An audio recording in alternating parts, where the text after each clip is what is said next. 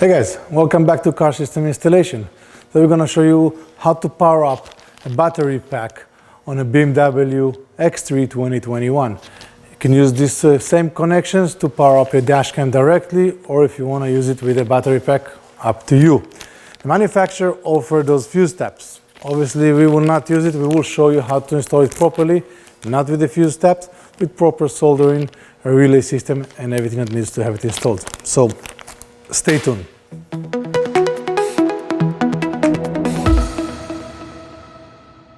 So it depends on the battery pack you choose, there is different power requirements. Some battery packs can be connected directly to the power and they will have a voltage monitoring to see when the vehicle is running, when the vehicle is off, to know when to charge and when to stop. For example, our GNET battery, the GB1000 V2, will allow you to connect directly to the battery. You don't need to see ignition, accessory, or anything. All you need to do is connect directly to the vehicle battery, and in the menu settings, when you connect the battery through your app, just go inside there, say that it's connected through direct battery, and the system will basically monitor the vehicle voltage and will know when to stop charging. So you can actually have the battery works the same way as the cameras are working, but you can set it up in a higher voltage to make sure it starts charging. Some other batteries requires an actual ACC connection to know when to stop charging and to know when to charge. So in this case we have a battery that requires that ACC connection, so we're going to supply it. Now many times you're going to see fuse taps, you're going to see people using them, showing you, oh, here is a fuse.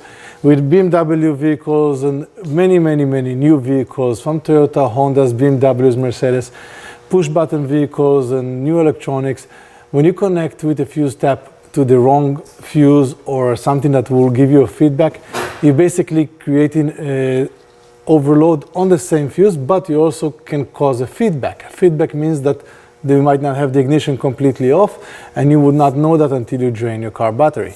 Second thing is, with the fuse tap, it doesn't look good. It's tucked in, you can see it. It's also not always sitting properly, so it could be that it's not fully inserted, went over a bump, came off. Now when it came off, it might disconnect your camera or your battery pack, but it also disconnected the fuse that it was circuit on, which means you might just lost something else. So the best way to do it is a proper power, soldering the wires, make it nice and clean. It works better, you don't have feedbacks. In a vehicle like that, we will use a relay.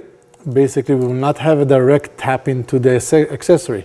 And that's the advantage of that. That means that the accessory in the vehicle will only let us know when the car is running, but it won't provide power to the actual battery pack, which means the battery pack, if the battery pack has a shortage or has any capacitor inside that gives feedback on the same line, it will not keep the accessory running. So it's only gonna get a trigger to know when. So we're gonna use the relay to get triggered from the accessory, but to get the main power from a constant power, which obviously there's no worry about feedback in that because it's on all the time anyway. So we're gonna go here to the back. We do have our fuse box in the back in here. So the reason we go to the fuse box is because we can find the accessory, but we're just gonna go to the back of the fuse. We will not go to the front. We're going to use the wire that actually supplies power to that fuse, and not the wire that is not the fuse outside. So we're going to go to the input, not to the output. Again, triggers and levers. So this vehicle has a kind of a cover around here, around the fuse. So we're going to see the cover. You can see here, there's a cover here. And we're going to remove that cover just to allow us to access it. So let's take a look.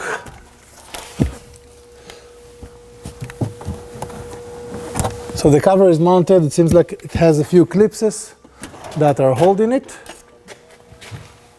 So we're gonna get those clips out.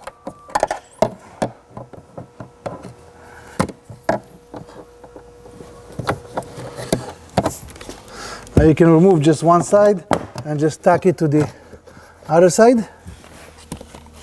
Or you can remove the whole thing completely, really up to you. I like to have an easy access, so I remove the whole thing complete.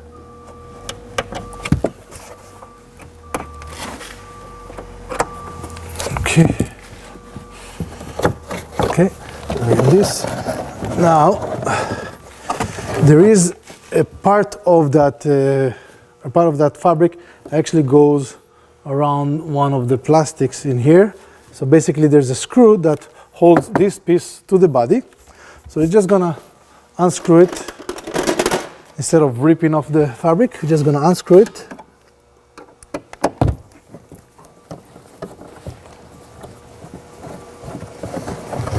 Take the screw out, pull the plastic a little bit, and the fabric comes out nice and clean. Let me show you the clips so that way you know how to open them. So this will be the clips that you will see. So the clips is closed like that, and you're gonna see there's one on this side, one on the other side. Allows you to put a screwdriver. So you just put a screwdriver, okay, flat screwdriver, and pull on it. As you can see, it comes out. Again, closed, put a screwdriver, and it comes out. And so you can understand how it works on the other side. When the clips is all inside, as you can see, the legs are all spread. When you pull the clips out, the legs are still spread, but the legs don't have anything in between them, and it allows them to close and come out very easily. Okay? So this is our clips are out, and now we have our fuse box. Okay, you can see we have the fuse box there.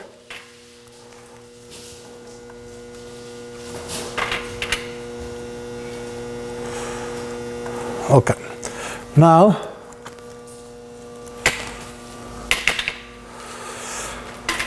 to make it easier to work, I'm gonna take the fuse box out to allow me to work on it easier. So let's see how this fuse box comes out. Okay, very simple. Let me show you. Okay, so on each side of the fuse box there are tabs, and you just with the screwdriver, flat screwdriver, you push those tabs and it will come out. So hold on the top, squeeze the tab, push the one out, pull the fuse box towards you. So you can see one came out, the two sides on the top came out, the bottom one. Okay, and the whole fuse box is down.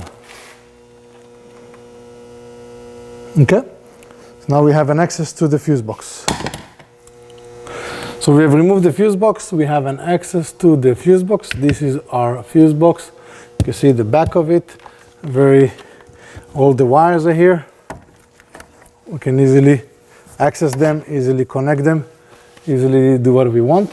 At the same time, if you actually take a look here, I'll show you, there's a lot of room to allow hiding the battery. So there's some room behind the box in there. There's a lot of room there. We actually can see the fender all the way in the back. So we have quite a bit of room to hide the battery inside there, which is also good for us. So the fuse box is out, and we're gonna start working on the fuse box. So we have the fuse box out, and we're gonna connect to the power. Now if you could see in here, we actually have the junction for the ground. So any of those wires can be our ground, or you can put a nut with a ring terminal, wire with a ring terminal, and put it here, and that will be working great. Those are the options you have, or you can solder to one of those ground wires. They are all great, they're all strong. They all work perfectly fine for this case because it's a direct ground from the battery. It's just with a splitter in here. Now, for the battery, for the positive, you have two options. Option number one, if you can see, there's a main power in here. Heavy duty, super heavy duty, strong power. Now, if you are doing a battery pack, I would recommend why not to use that one. It does have you don't want to solder on that one, it's going to be quite difficult. So what you can do, you can unscrew it in here, put a ring terminal and screw it in, and that will be more than enough. You also have a few red wires in here, different mixes, so red and yellow, red and blue. Now, something to understand on the BMW vehicles, many times the power is actually what we call going to sleep. So something that you can see power, and suddenly you have someone complain and says, my dash camera doesn't work overnight. And when you check the dash cam and check the power, it has power on it, so what's going on? When BMWs and some of the newer European vehicles, when they actually rest for a certain amount of time, half an hour, 45 minutes, sometimes even more, some of the power wires are actually turning off, shutting down. So if we see here, there's a red-yellow wire. We're going to test it. So first of all, for the testing, you can use, since you're going to the back of the wires in here, and this is all fuse powers and no data, you can use standard 12-volt tester. I do recommend, however, to have a tester with voltmeter on it. It is protecting the circuits, no feedback in anything in the circuits, and gives you also the voltmeter. So, for example, we have a few red wires in here. So if I check the first one, as you can see, no power, nothing on it. Check the second one, no power, nothing on it. And this is a red-yellow, for example. But if I go to this red-yellow, I get power. Okay, so what's the difference? There's, like I said, this circuit does not go to sleep. This circuit has been sitting, the vehicle has been sitting here for a while, and the circuit just went to sleep. So those are all our constant powers. Not every one of the red. Here is a red-white, no power on it. Here is another red-yellow, and that one has power. Red-blue has power. So, and here on this side, red-green and red-yellow, no power on them, even though the vehicle is on. So this, you have to make sure that you're finding the correct one. If you're doing a battery pack, like I said, I would recommend going with the main power. As you can see, obviously, it's the main power. I can see the voltage of the vehicle battery is 12.8. So that would be my choice for battery pack. But if you're doing just the dash cam and it's a 3-wire connection that you need constant power, that will be sufficient. Now, we're going to look for the ignition. From experience with many of the BMWs, we have in the circuit board in here, we have a 5 amp and a 7.5 amp circuit fuses in here. Now those are your ignition triggers. I see many times people use the fuse taps on these ones. So we're gonna use the same circuit, but we're gonna go in the back of that circuit, which means we're gonna go to the input to those circuit. So whatever runs all the power in here, we're going to go to that input. So we can see in here that the power is off, okay? And this will actually require us to start the vehicle. So we're going to start the vehicle, and we're going to show you how the ignition turns on. So we're going to have our technician starting the vehicle for us.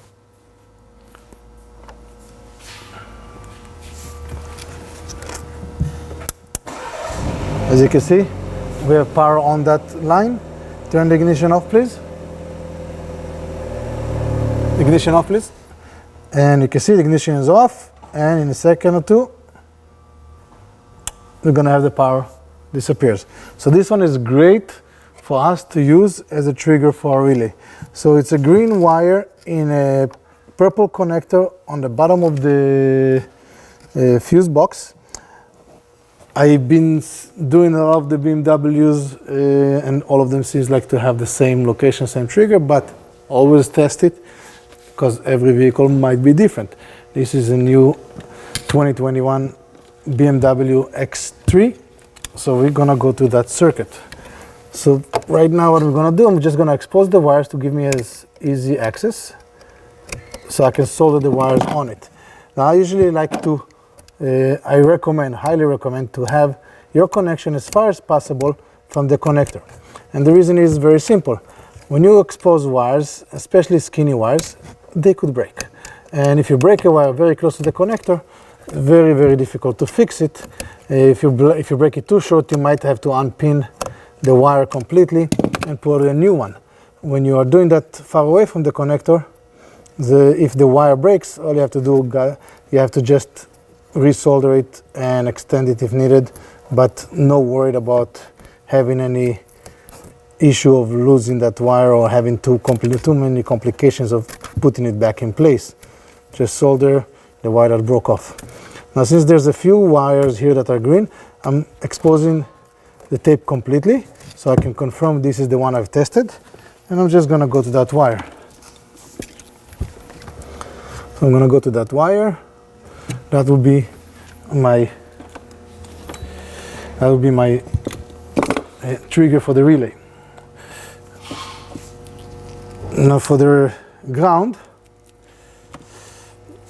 the wire harness I received does have, it's a very long one, so I don't really need to use the whole length, because I'm going to hide the battery in this section area as we have quite a bit of room there. So I'm just going to use what I need. Now, since this wire harness did not come with a fuse for circuit protection, I will put my own fuse, as I do not use the fuse tab. So I got a fuse. This one, it's a 14 gauge wire with a 20 amp fuse, and we're going to solder that one to our camera line. On the relay, in this case, we're going to use the 86 and 85 trigger wires. We're going to use the 87 and 30 wires to to have the power in and out. We're going to have the 87 as our input, 30 as our output. Now you can use either way, even using this case, just to have the relay power up when you trigger. So you can use either way. Either way can be your input, but I like to have the input in the 87, not in the 30, because when you have the input in the 87, there's no worries about the 87A has any power on it. So if you forgot to tape it, or if it's exposed a little bit, it doesn't have, because we're not using that one. On the other hand, if you're using the 30, the 87A has power on it the whole time until the relay gets triggered, which means you have here a chance of having a short from whatever reason. You forgot to tape it, a wire got caught in whatever. But if you take this, the 87 as an input instead of 30, then the 87A never gets power. Because when the relay is working, the 30 gets the power. When the relay is off, the 87 and 30 both are off. So my input will be that. So obviously to accept the power, we're gonna connect our fuse to the 87 input that we're gonna use. I'm gonna solder this connection. So you're gonna have a self.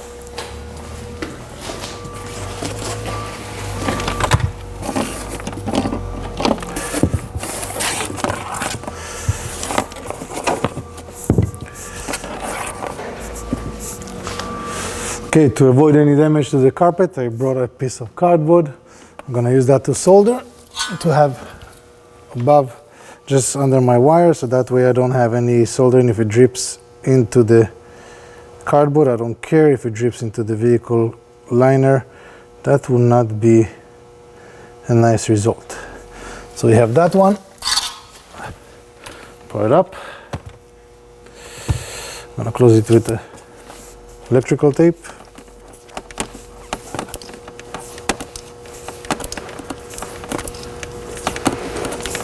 So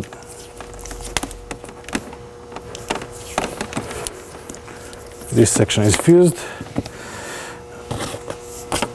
Now I'm gonna give myself a measurement approximately where I'm gonna put the wire, how I'm gonna route it. So I'm gonna give myself, and with wires it's always better to give yourself spare. It's easy to fold the wire. It's harder when you have to start extending it, or if you have tension on the wire, you don't want to have that. And now, because we are running a battery, and let's see what is the amp. So we're gonna go to the battery direct. We're gonna bring us a ring terminal. Okay, so I have a ring terminal. I'm gonna have this connected. very soon.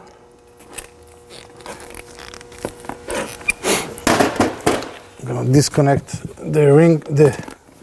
I'm gonna unscrew here the main power, which is in this case number 13.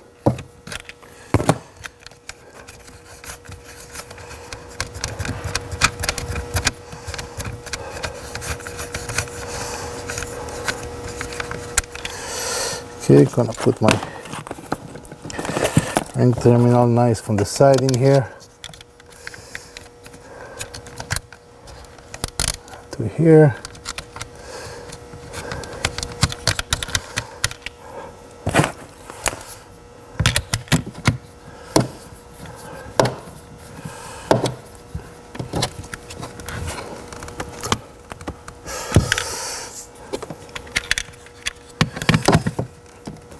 Okay, my ring terminal is connected, my main power is connected, and we are starting to get the right to finish this project. Okay, so for the relay trigger, as we said, we have here the green wire. So I am gonna decide where I want to have my relay mounted, so I can give myself enough room. So I'm gonna use the full length of my relay trigger wire. I'm going to solder that one to our trigger.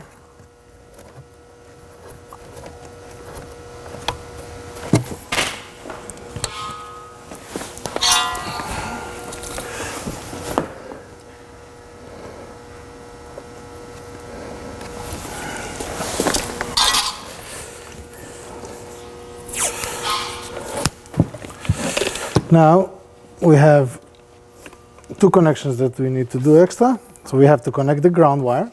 That is our second trigger for the relay.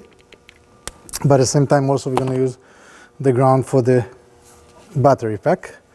So we're going to use both of them. Connect them together. Solder them to one of our ground wires in here.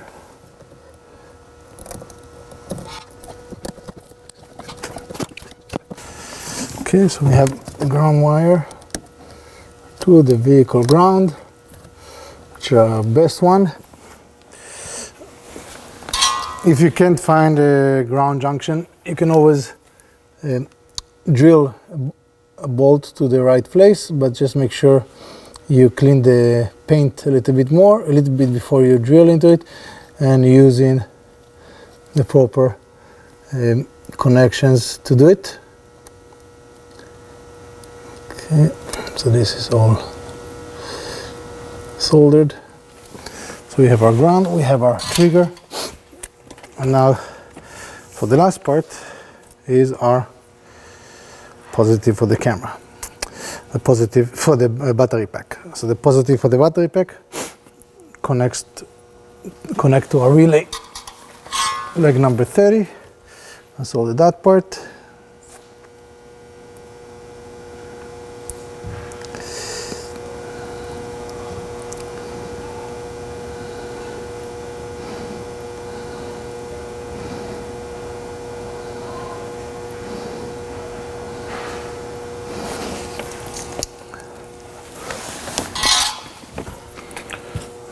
Make sure we have it all taped nice and clean.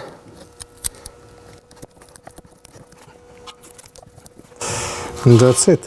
So we have our relay powered up, and just gonna do a quick test to show you.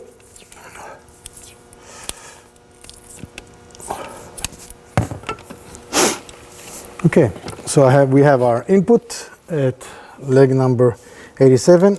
As you can see, we have constant power. We have our trigger, and as you can see, it's off. And we have our output on the 30. See, it's off. And as you can see, 87A also does not have power on it. Now we're going to have the technician starting the vehicle. I'm going to show you how the relay gets power in the trigger and output in our leg number 30. So right now the technician is going to start the vehicle. As you can see, we immediately get power in our output to the battery pack. and obviously the trigger. Turn the ignition off. Ignition is off. A few seconds after, and our relay goes off. Very simple. So now we have a battery pack, heavy duty, connected to the BMW X3 2021, connected to the vehicle proper power. As I showed you, it's taking the power from the main power to the fuse box, which is this is a 4-gauge wiring, very strong, comes directly from the vehicle battery. There's no problem, there's no worry about overloading or any issues on that, protected with a 20 amp fuse. Now, other installations that will tell you, okay, find a 30 amp or 20 amp fuse in here and tap it with a fuse tap. The battery pack is actually, if you check the specs in this specific one, the battery pack is pulling about 9 amp when it's connected as hardwire, which is the fuse tap. So if it's connected, if it's pulling 9 amp and you're connecting it to a circuit that is protected by 20 amp, you're taking away pretty much half of that circuit towards the battery. When you're taking half of the circuit towards the battery, you're in a risk that if the circuit protects a surge of something that requires 15 amp, you might overload in that circuit. So now you're going to see videos that they will tell you, oh, find the input, you start playing around with input, output, don't know which direction the fuse, you're doing that incorrectly, correctly, you end up with issues. When you go this way, you go to a input that in this case, I didn't check exactly what power comes from here, but I guarantee you that this will be a minimum of 70, 80 amp input. And when I connect that and give him a proper fuse, proper connection, it only trigger, we don't have to worry about it. Now, if it's a battery pack that is only working when the car is, if it's a battery pack that requires accessory, and that's something that I've seen before also. People are using, because for example, in this vehicle, the accessories, all the fuses that are turning on and off are around the 5 to 7.5 amp. If you put a 20 amp there just to allow you to charge your battery, you're taking a huge risk of whatever damage you can cause. This way, with a relay, not gonna have a problem. Furthermore, when you have the fuse back in place, nobody can see it was there. You won't see any wires. Tap this nicely, tack it in, hide it, nice and clean. Nobody will know you were messing around with that. One of the things you don't want to worry about is the dealer giving you any headache. So this is a clean job. Now in this case, since I already have this all open and I have the battery, which is pretty big, I would like to try to hide it. So I will see if I have a room in here, if I have room behind. I can see 4 screws in here that are actually holding the cover for the fuse box. So if I remove it, I see a lot of room behind it. So maybe we'll do that way. That will be for a different video. Right now we showed you how to power up your battery pack, and the same way you can power up your dashcam. For more videos of how to install electronics in vehicles, watch us at Car System Installation, subscribe to our channel, and we'll see you next time. Have a great day.